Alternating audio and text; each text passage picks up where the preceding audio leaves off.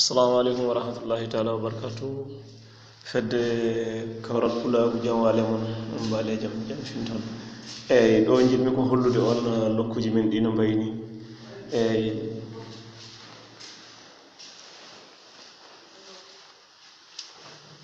Do o joni ko couloir woni do bange gay o bange nyama o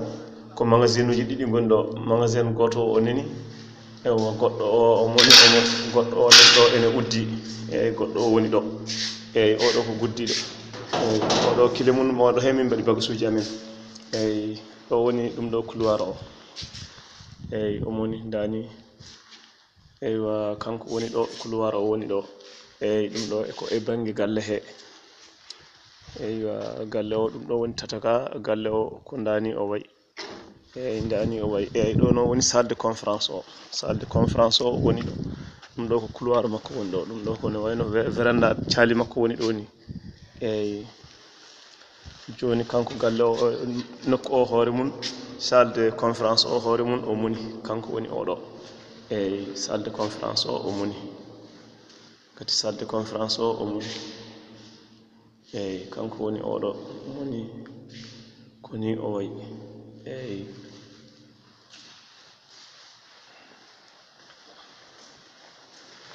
filmude non filmude ndere tiidi wonno min baawa filmude kon dum do do joni gaddo gay ndani o min badi pour affaire hono salle conférence dañal wonbe yeso hono wonobe membre am yimbe dum do embe bureau be no wayno be gona ga yeso ga o les o don dani woni ko heddi ko population peuple o wona hen ko dum do woni salle de conférence o wa dum non gandiron hono non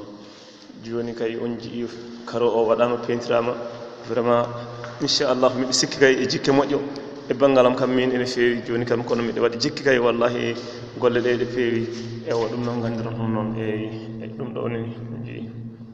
wallahi ko dani dum do woni salo ko dum do woni salo do woni salo